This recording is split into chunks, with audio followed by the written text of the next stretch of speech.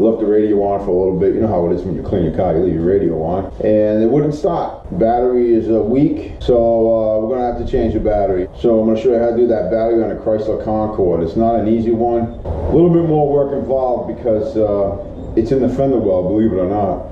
So let's go get started, take a look at that and all that. All right, we're at the car. All right, that battery is down there. It's way down there in the fender well. See, it's green. And you see I took the air box out. All right, it's nothing but a rubber piece. Disconnect it from the hose, and you pop it off this rubber section here. It's a rubber that holds it in place, and the whole thing comes right out. I also took out the fender well. See the tire right here? This battery is actually not the right size. It's actually smaller, so that's an issue right there. It doesn't have enough cold cranking amps to begin with to actually turn this engine over. It's too small for this car, or for this engine. All right, I'm gonna go ahead and just disconnect the battery terminal starting on this one. You can't, this is the positive. You just can't disconnect the negative on this one first because it's underneath. So you'd have to disconnect the negative here to be safe. All right, so you don't get any sparks. Now there is a bracket right here that needs to be taken out. 2 bolts, one on this side, one on this side. Now this battery obviously is not the right size, so it's just flopping in the wind here. But this has to come off either way, so I can get the right battery in there and get this battery out. So that should be 10mm bolts. All right, once you get the bolts out, the bracket just comes right out. All right, now we're free to move this battery over and get to the negative cable. All right, with both cables off, bracket off, this battery, being that it's a small battery, will lift right through here. And that's why a lot of guys will go with these smaller batteries. Just makes it easy to bring it up through here.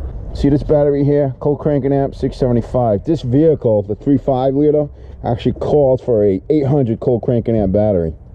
All right, so there's the old battery I took out with 675 cold cranking amps, and this is the battery that the car actually calls for. This is 800 cold cranking amps, and you can see how different the battery is. See how much higher it is and stuff? So what's gonna happen is I'm gonna turn the tire to the right to get it out of the way. First thing we're gonna do is we're gonna clean up these terminals. All right, they're not bad, but I like to clean them up, make sure they're okay. Make sure you got a nice clean terminal so it contacts the battery cable as well. All right, see how clean those are? Very nice. The idea I'm having here is I'm gonna go in through here into the wheel well and then into the battery support plate. And bam, it's pretty simple to get it in there. Now I take my terminal cleaner, switch it around. We're gonna clean these, the terminals themselves on the cables.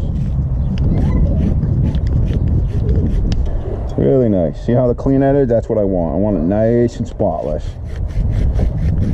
Get a good contact between those terminals. If you don't, you're gonna have issues. So positive first, let's get that on there. Positive's on. All right. Positive's on, nice and tight. You can do is you can take some silicone and put some silicone over that. It's up to you. I like to use silicone over my terminals. Helps keep the corrosion down and stuff like that. The battery goes in place. Bam.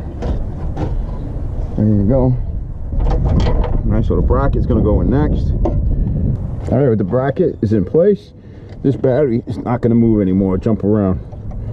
Put your negative terminal on.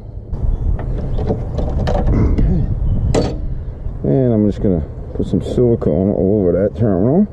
So silicone will help prevent corrosion on these terminals. All right, we're done with that. Fender well is back in place. Put the airbox in. Fairly simple.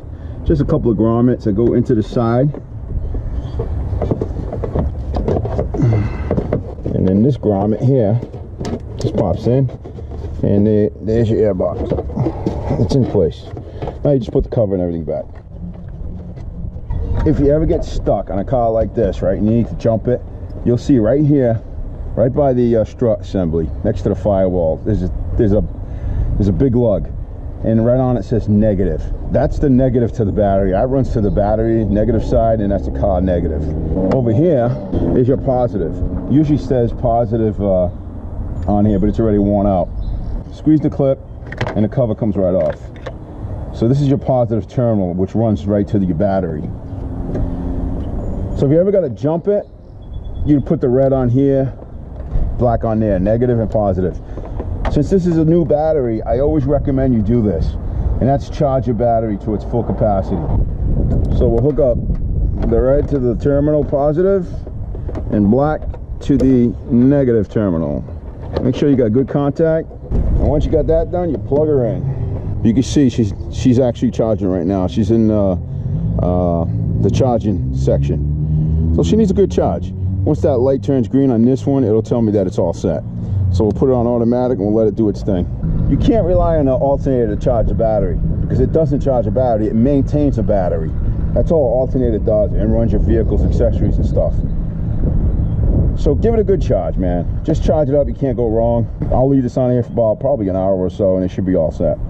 That's it. She's all set. I'm gonna let her charge up and she's done. It's fairly simple, actually, to get that battery out. People make it sound like it's more difficult than what it is. I didn't even have to take the wheel off. Some people say you got to remove the front wheel. All I did was turn to the right. Got to take the fender cover out, the inner fender cover out, to give you more room to play with. It goes right in from the top.